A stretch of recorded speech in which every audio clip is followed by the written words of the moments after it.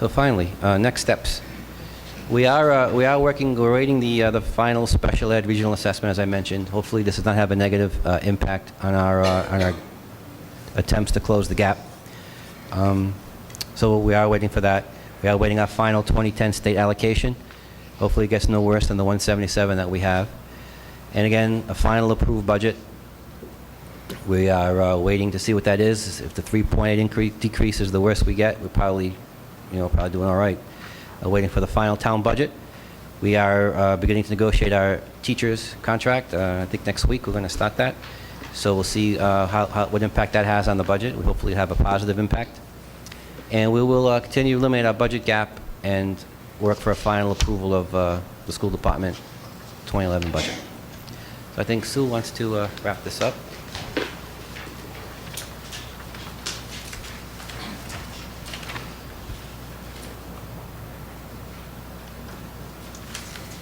So one advantage of having Mr. Dunham present is he talks a lot faster than I do. Thank you, Mark.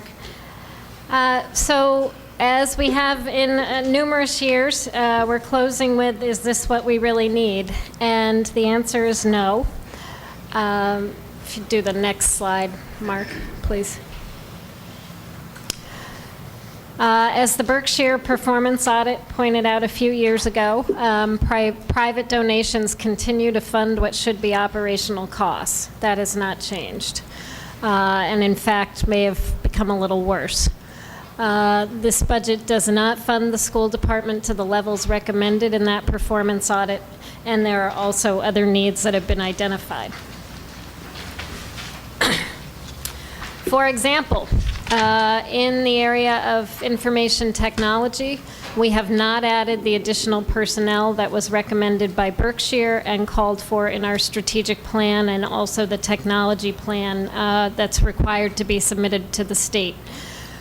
We do not have texts and materials are level funded at best, despite Berkshire recommended increases. And Berkshire recommended additional funding for our libraries, and our strategic plan calls for implementing phase 1 of our library resource plan next year. And our library media specialists will be coming before the school committee with a comprehensive plan. But because our state does not have standards in library media, we looked to the neighboring state of Massachusetts, and they have funding formulas and allocations for libraries. And what they've come up with is, if we were going to fund our libraries up to the Massachusetts standards, it would involve an increased cost of over $100,000 a year. In our technology and instruction warrant, we have about $30,000 for library books, just to give you a frame of reference. In summary, and Mark, I don't know if you want to chime in on this, but our budget is extremely lean. It utilizes over $575,000 in one-time or non-recurring revenues. Even deeper cuts would be required if we were not using our positive fund balance. If the state was not using federal stabilization funds in lieu of state aid. And we've included both those numbers in that one-time revenue calculation at the top of the page.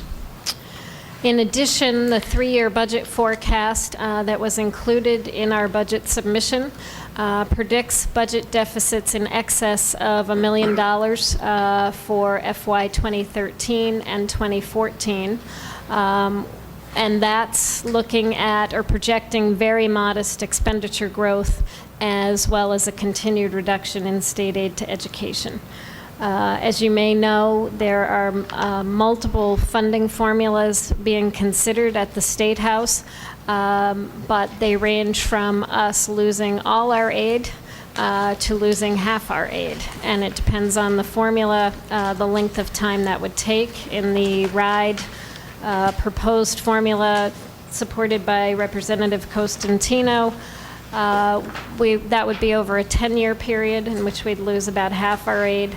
in the bill put forward by Representative Agello, we would lose all our aid in about 3 years. So the news is not good. So, in conclusion, the school department will continue working to provide students an education of high and even increasing quality in a context of declining resources. But I do want to emphasize that this becomes more challenging with each passing year. And these are a couple of examples.